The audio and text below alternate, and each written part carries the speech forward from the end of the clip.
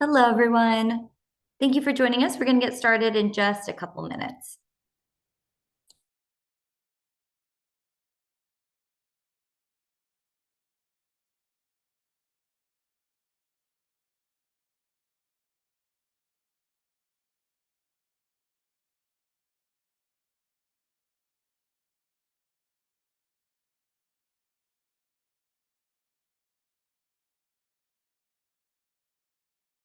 Hi, everyone. If you just joined, we're going to get started in about 2 minutes or so.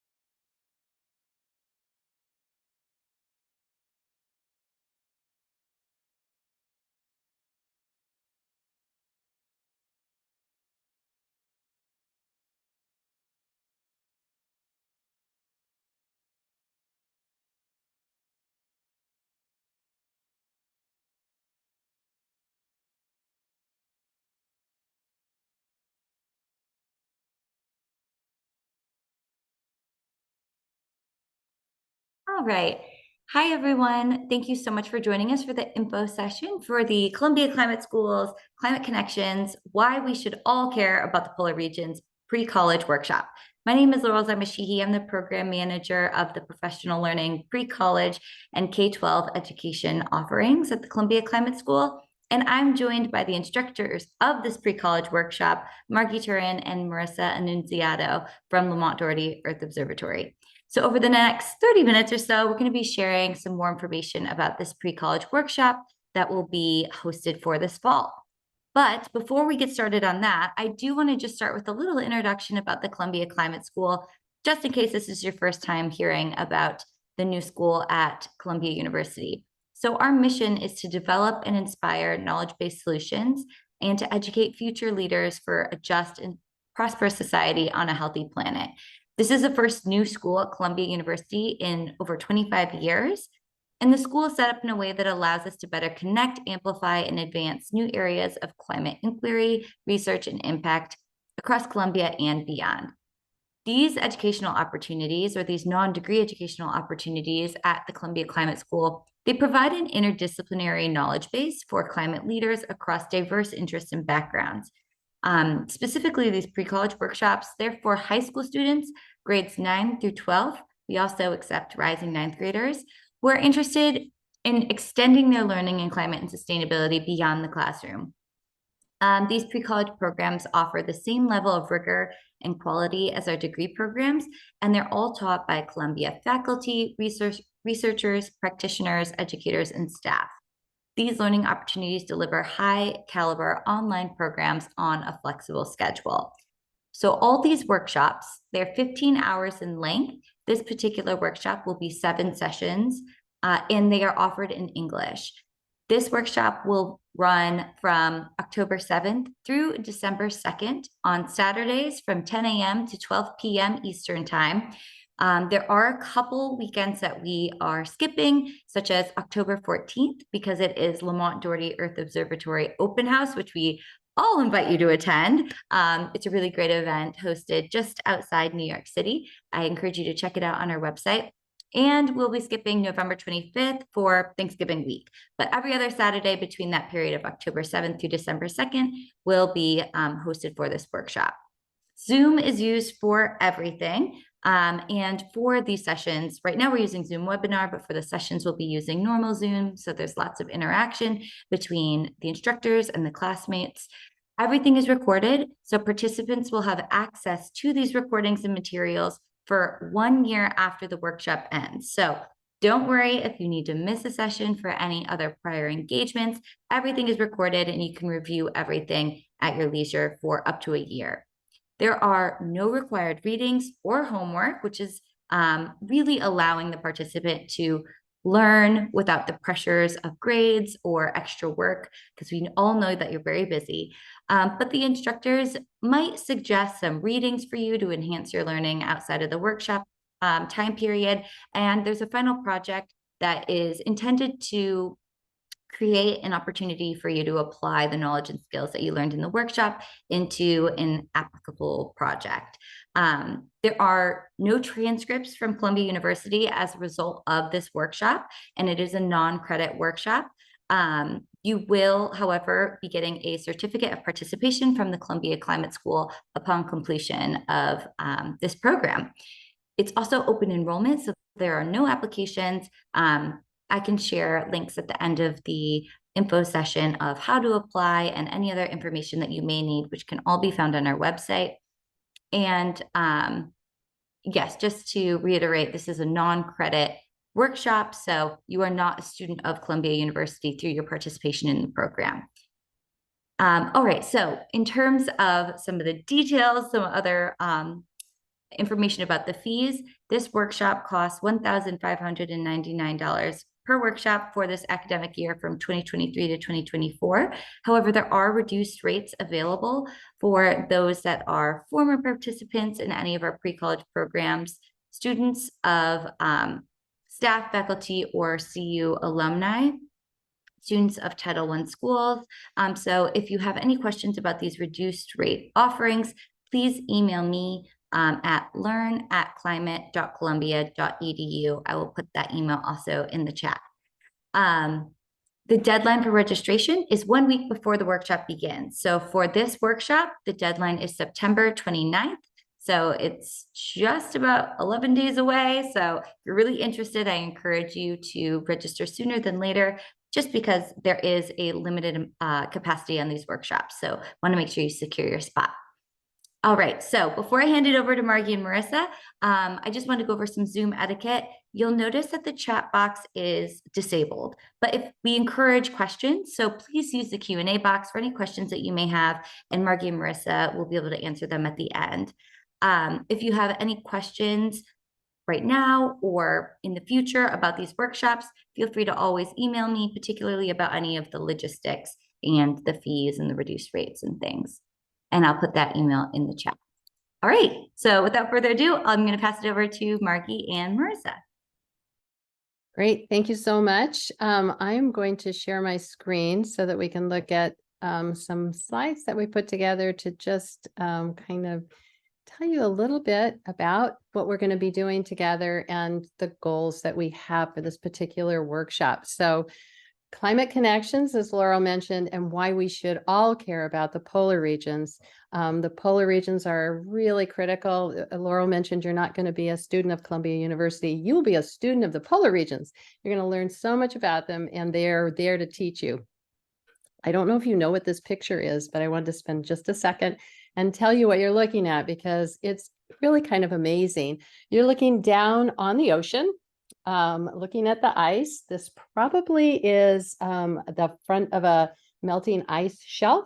And what's important to notice here is that lighter blue color is ice is sitting in the ocean. And this is telling us about one of the big changes, one of the big issues that is going on right now with climate and the polar regions, and that's the interaction of the warming oceans and the ice. So it's a perfect picture to kind of get us started today. So my name's Margie Turin. I'm Director of Educational Field Programs at Lamont Doherty Earth Observatory, and I'm going to be co-leading this class with my colleague. Hi, everyone. I'm Marissa Nunziato. I'm the Education Program Assistant at Lamont Doherty Earth Observatory. Margie and I work very closely on a whole bunch of different projects, so don't worry about us co-teaching it. We got it. We do. We work on a lot of really fun projects, and Marissa's going to take us away on this one. Yeah. So why is this workshop important? So why is the content that we'll be covering throughout these series of 7 sessions important, and why should you care about it? So the polar regions are vital to so many of Earth's natural systems, but unfortunately, the polar regions are often overlooked or undertaught in schools despite their importance. They're directly impacted by human-induced climate change and are experiencing some of the fastest changes on the planet. So they're a great indicator of how our planet is changing, and they're a really important focus area for climate change. The polar regions are essential in regulating Earth's climate, so they're really important in keeping Earth cool. We'll talk a bit about how they keep Earth cool throughout the workshop. But as the polar regions destabilize due to climate change, warming these areas and changing the environment, it will also destabilize many of its other natural systems. So just because the changes are happening in the polar regions, they are not constrained to the polar regions. They will have overarching impacts throughout the globe. And another really important part of this workshop is empowering youth voice and action. So you guys are essential in helping us to reduce and mitigate the impacts of climate change. And we believe that youth voice has a really important role in fighting climate change. So we want to give you guys the knowledge and the skills to better understand what's happening and to fight for change. So by the end of this workshop, you will have become a polar climate ambassador, and we will have a lot of resources for you to hopefully go out and share with your community and your school. Perfect. Thank you. So, can you see yourself here? And I think that this is it's a double-sided question. So first of all, we're looking at the Arctic and Antarctic. This might be an unusual way for you to view the map of the world, but this is what we're zooming in on. This is called a polar stereographic view. It's putting the polar regions front and central. And what we're going to be doing is unpacking the differences between these two. But just looking at them, there are a lot of things that are different between the Arctic and Antarctic, but there are also some similarities. And I think if you look at these, you can see how the land masses tip up close to those icy areas. And those icy areas are definitely connected to the land, not just the land that's just right around them, but in general to the Earth. As Marissa said, they are central. So yes, we need you connected in here. The second side of this image is our polar ambassadors from the summer. So this summer, we were fortunate enough to have a group of young people who worked with us on site. And they developed a whole range of new resources for us. We're going to be sharing some of those through the project. And then our goal is that you would add to those. So you'll be developing additional resources and becoming a polar ambassador yourself. So things that you feel would be wonderful to have in your tool chest to share out and share the information that you're learning. We're hoping that you will also share those with us so we can put them on our website and use them in reaching even more people. So hopefully you can see yourself here. Okay, so what do we want our students to do? What will you be doing? Well, first of all, by the way, you'll notice these are all active because the goal of this project is not for us to be dumping information at you.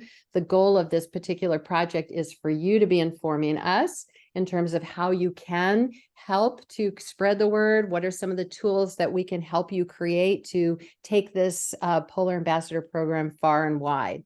So you're going to be gaining some insights into why the polar regions are so critically important. We've shared that with you already. But then we're going to allow you to do some additional investigations on your own, not outside of class, but actually while we're together. We have some really fun different apps and applications that you can use to really better understand some of the complex feedbacks that are going on in the system that help bring them into a more accessible way. So we'll look at how we can focus on keeping those polar regions in balance, as Marissa said a minute ago. Our goal is to improve not only your polar literacy, but also data literacy. So we'll look at a variety of ways that data can actually be shared in a more accessible way. And we'll let you help with creating some different communication pieces around data that are not graph-based or data number hungry. Excuse me, I can't talk right now. Number heavy, but have the way of really sharing things in a much more user-friendly way. We're going to review some of the research that's going on. Marissa and I both work in a marine and polar geophysics group. And so we're around a lot of polar projects, a lot of polar scientists. We're going to share some of those really exciting projects, some that work with polar communities, some that work with oceans, some with ice, a whole range of projects that we have available. We're going to work on developing these really effective communication skills and materials, things that, as I mentioned, we hope you'll share back with us so we can use them as well, but things that we're asking and hoping that you'll take out into your groups to share. We're going to create, and this is our project actually, is to create these individual and team plans for sharing polar communications and what you can do to be a polar climate ambassador. How do you see yourself sharing this further? And then at the end, you will be a polar ambassador. Great. So just to reiterate, this workshop is not going to be Margia and I talking to you for 2 hours via Zoom.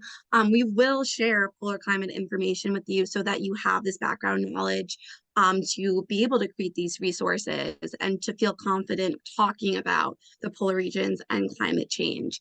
But we want you to help us develop resources, and you'll be involved in also creating activities that we will hopefully be able to share out, as Margie already mentioned, on our website or into this shared resource bank, so you guys can share each other's activities and resources that you've created. And then together we will build a plan of how you can help to expand the Polar Ambassador Program. So again, that will be sort of our overarching final project for this workshop series.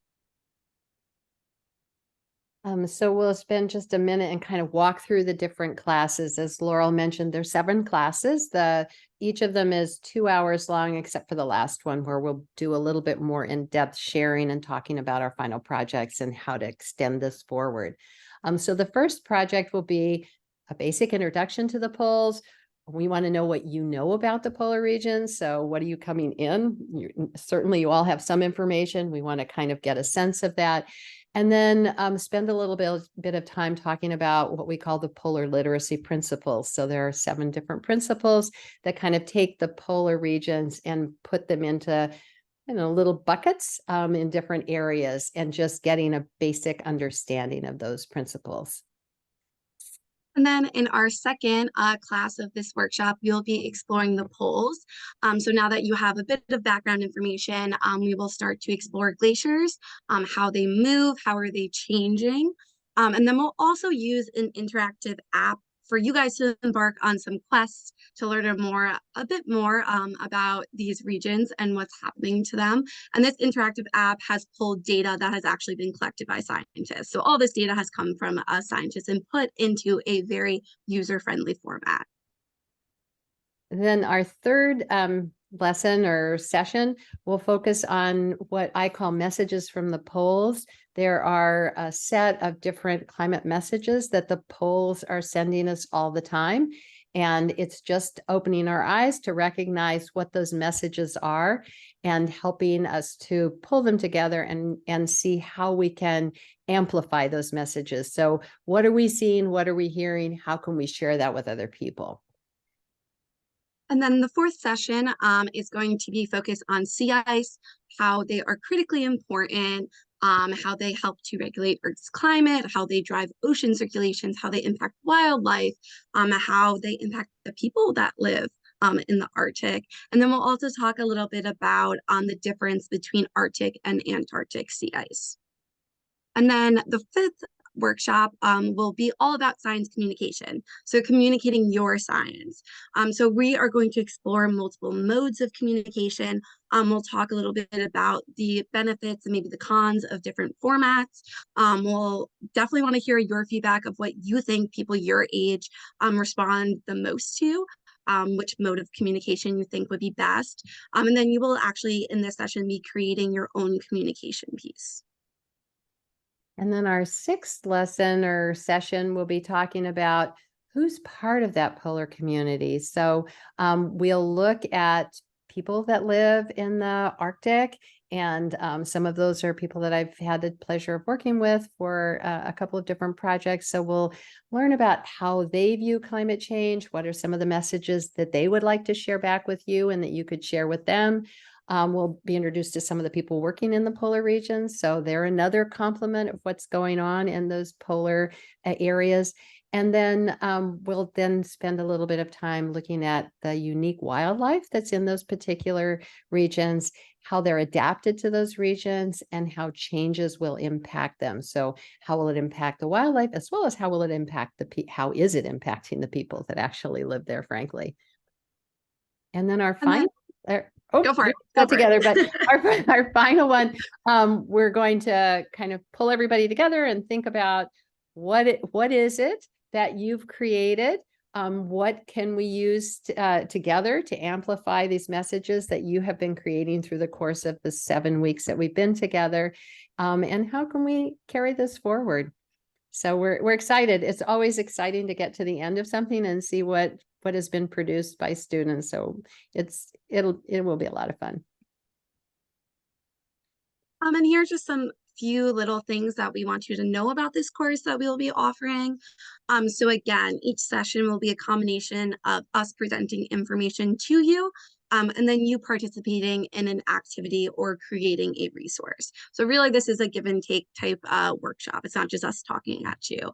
There is technically no homework for this workshop. We may recommend that you watch a short video before our next session, or to ask some of your peers maybe some polar region questions to help us actually gather some information and data about how much the average high schooler actually knows about the polar region or climate change. Or we might ask you to read a short article. Again, there's not any homework. These just might be some suggested activities that we ask you to do before the next session. And you will be creating several resources throughout this series of classes, and that will be added to a student resource bank that you will have access to. So you can use the different resources that your peers in this workshop have created. And again, to reiterate, your final project will be to create a plan for how you can share the importance of the polar regions with your community, with your peers. What format do you think that would be best done using?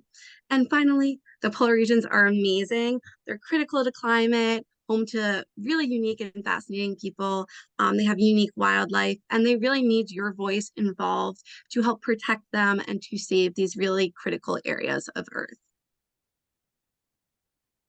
Okay, and just again, we wanted to share those dates with you so you have them. So it's the 7th, 21st, 28th of October, 4th, 11th, and 18th of November. Those will be from 10 to noon. And then our December 2nd will be from 10 to 1. So we have a little bit more time together. It's a virtual platform, as you know. It'll be through Zoom. As we've mentioned several times, our goal is not to talk at you. Our goal is to build a community, and that's through conversation. That's through you doing things and actively involved.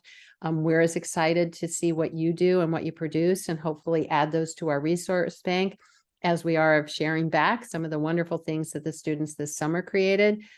They worked really hard. They had so much fun together, and I'm hoping the same thing will happen with you all in this particular session. Everything will be in English. And really, it's all about high school age students. You guys are the future. You're the ones who can really help us to create the change that's needed. And so Marissa and I are really excited about having the opportunity to spend some time with you. And with that, we'll hop to questions. I don't know See if what anybody you did knows there. what kind of penguin this is, but this is a Gen 2 penguin, for those of you who may not know. They are the most inquisitive little things. I don't know why this guy turned his back on me. He was just not having it that day. But they are also a sign of a changing climate. To be fair, they are not actually endemic to the Antarctic region. They come in and use it as part of their reproductive cycle, but they don't live there year round. And as some of our penguin species that do live there year round are dropping in numbers, the Gen 2s have been the winners, and they've been coming in. I mean, the good news is they're really quite cute and they're very friendly. So it is good to have a nice winner. Oh, thank you, Margie and Marissa. This has been great. I'm so excited for this workshop. I encourage everyone to use the Q&A to ask questions if you have them. But while we're waiting for people to maybe think of some questions, I have a couple for you.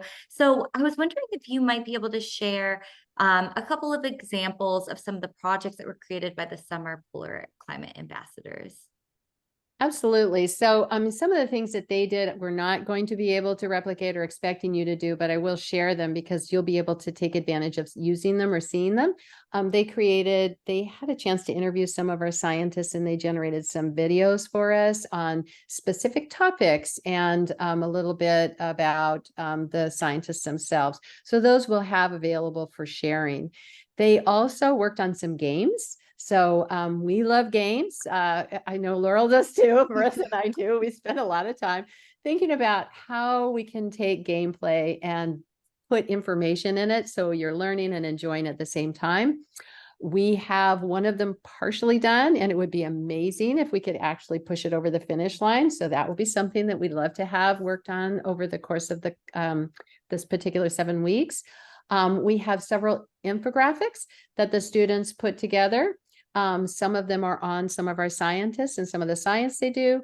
Some of them, a couple of them were more about linking climate change locally to what's happening, the drivers that are in the polar region. One person that was one of our polar ambassadors was he loves birds, and he has the most amazing bird photographs.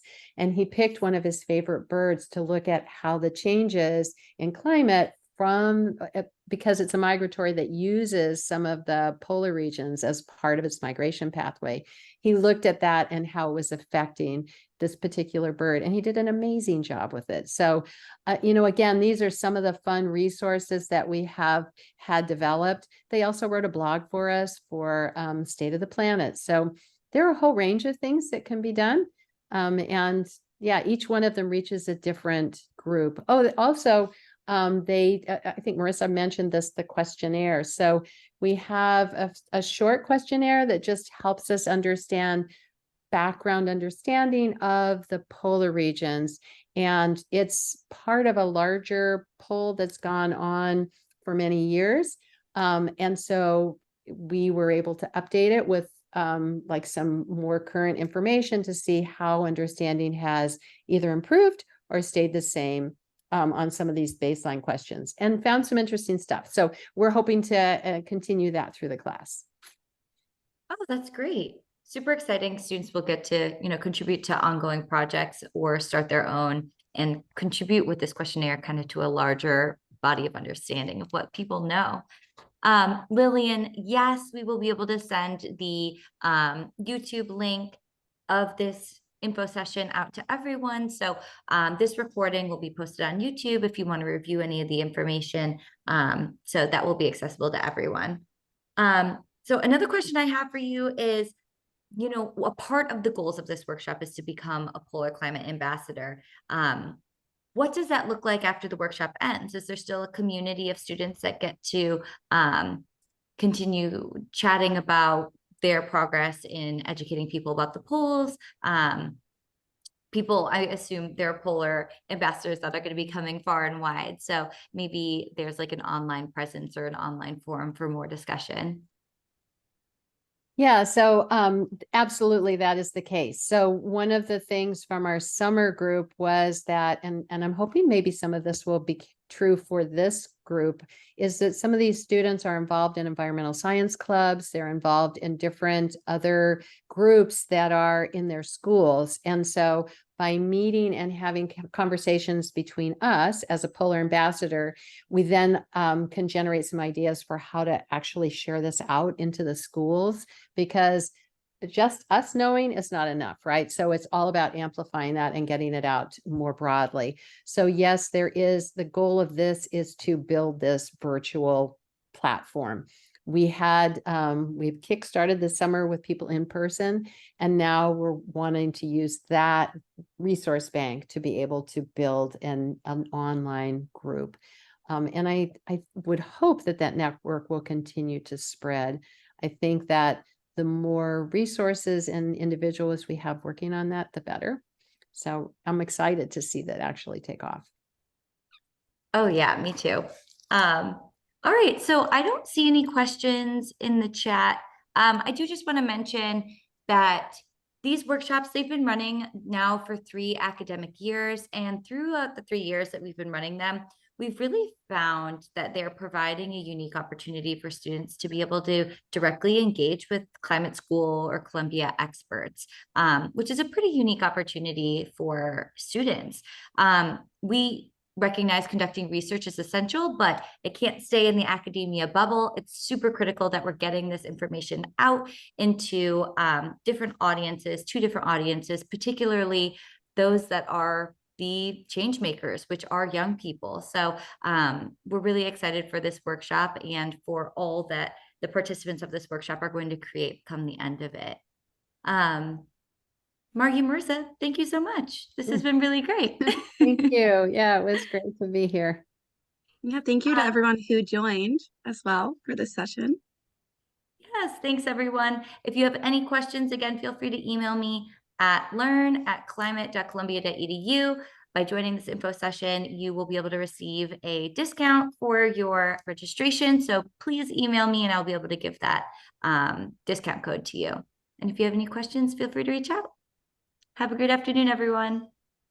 Bye. Bye.